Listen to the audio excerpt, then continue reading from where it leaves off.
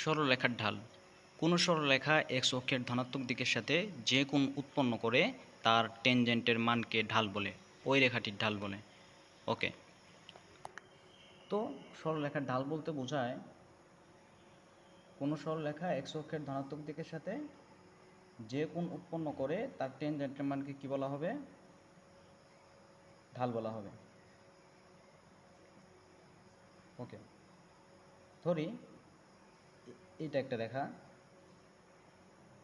এটা একটা রেখা, এই রেখাটা এক্স অক্ষের ধনাত্মক দিকের সাথে 30 ডিগ্রি কোণ উৎপন্ন করছে, এক্স অক্ষের ধনাত্মক দিকের সাথে 30 ডিগ্রি কোণ উৎপন্ন করছে, এই ও এ রেখা।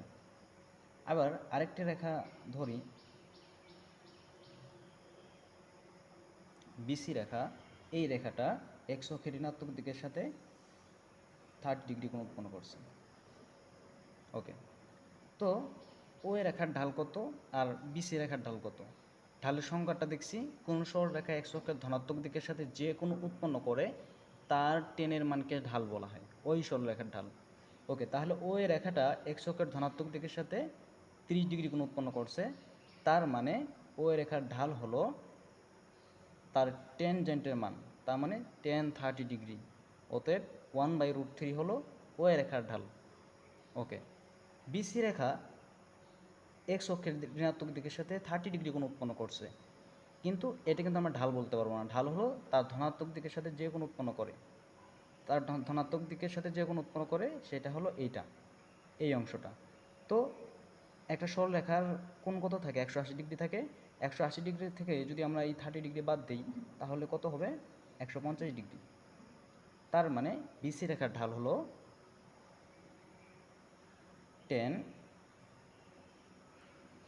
150 ডিগ্রি। ওকে,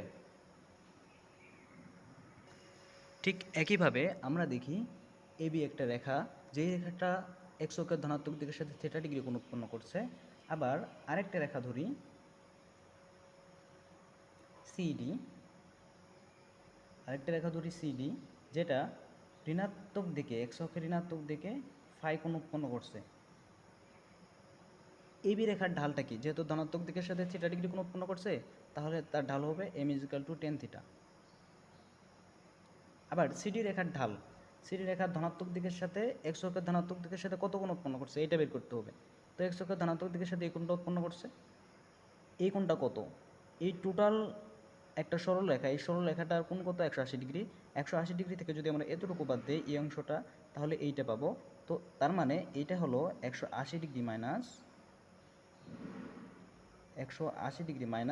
5, এই কোণটা হলো 180 ডিগ্রি মাইনাস 5। সুতরাং তার ঢাল কত হবে? m = 10 180 degree minus 5। ওকে, তো 10 180 ডিগ্রি মাইনাস 5 আমরা যদি কোয়াড্রেন্ট ঘুরাই কত পাবো? 10 180 ডিগ্রি মাইনাস 5, তার মানে কত চতুর্ভাগে? দ্বিতীয় চতুর্ভাগে অবস্থান করতেছে। দ্বিতীয় চতুর্ভাগে টেন থিটা কি? ঋণাত্মক।